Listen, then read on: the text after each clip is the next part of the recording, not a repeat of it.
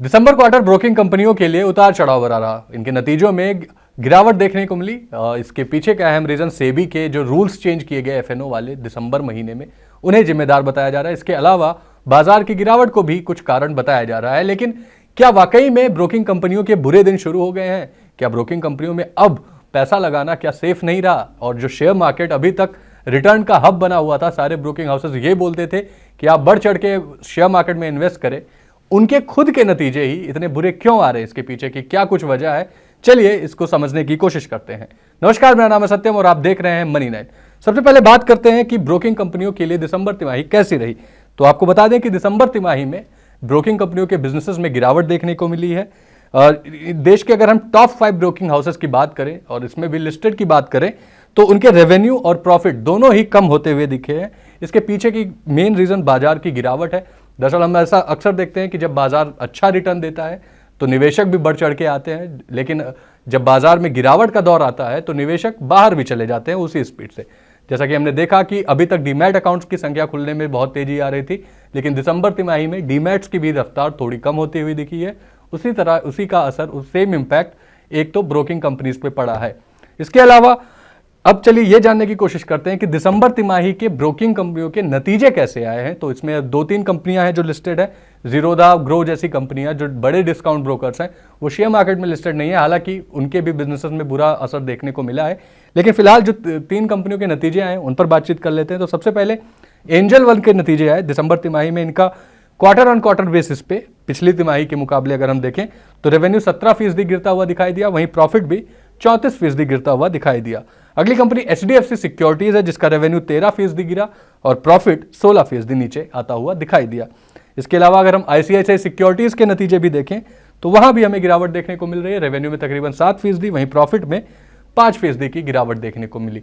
अब चलिए डिटेल में समझने की कोशिश करते हैं कि ब्रोकिंग कंपनीज के नतीजे क्यों बुरे आ रहे हैं, इसके पीछे की असली वजह क्या है। तो आपको बता दें कि एक तो पहला रीजन मार्केट की गिरावट है।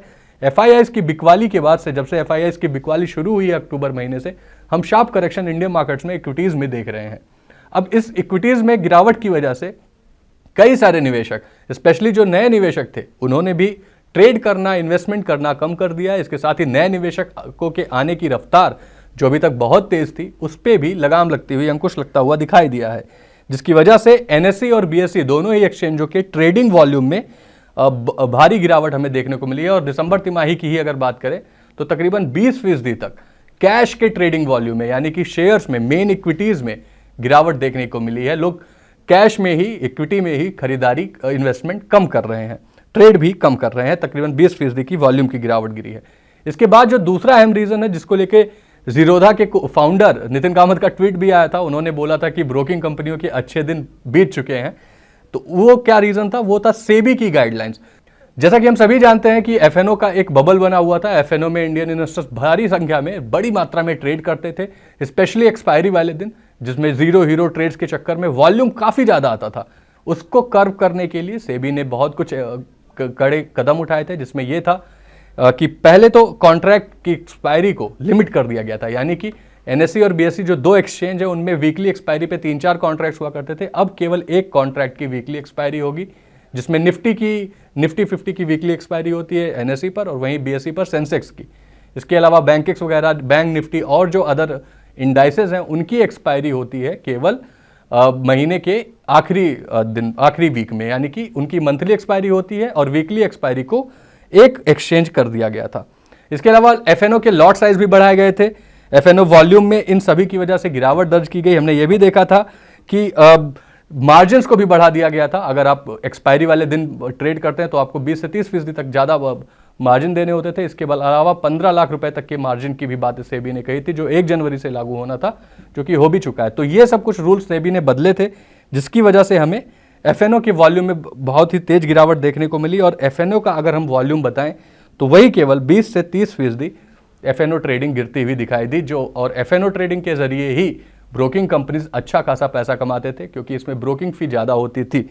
अब चलिए ये भी जान लेते हैं कि इन स्टॉक्स का परफॉर्मेंस कैसा रहा। तो पिछले 1 महीने की परफॉर्मेंस की बात करेंगे, क्योंकि नतीजे भी दिसंबर तिमाही के आ रहे हैं। तो 1 महीने में देखने को समझने की कोशिश करते हैं कि इन कंपनीज ने कितना रिटर्न दिया। सभी ने नेगेटिव रिटर्न ही दिया है। तो आपको बता देते हैं सबसे पहले एंजल वन का। एंजल वन ने पिछले एक महीने में तकरीबन 19.7% की गिरावट देखने को मिली है। वहीं HDFC AMC में तकरीबन 8.09% की गिरावट देखने को मिली है। ICICI सिक्योरिटीज ने 5% का नेगेटिव रिटर्न दिया है। 5 पैसा इसने भी 14.6% का नेगेटिव रिटर्न दिया है। और वहीं मोतीलाल ओसवाल जो आजकल बहुत चर्चा में भी बना हुआ है, इस कंपनी ने भी 24% का नेगेटिव रिटर्न दिया है, यानी कि 24% की गिरावट देखने को मिली है।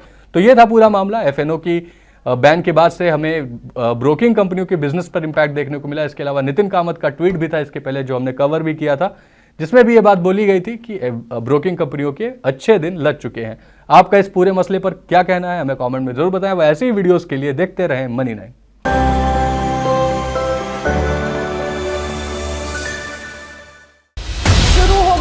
बजट काउंटडाउन, एक तरफ ग्रोथ, दूसरी तरफ महंगाई, सरकार के सामने चुनौतियां हजार। इनकम टैक्स पर उम्मीदें कर दो पूरी सरकार, बाजार की भी दिक्कतें सुलझा दो सरकार।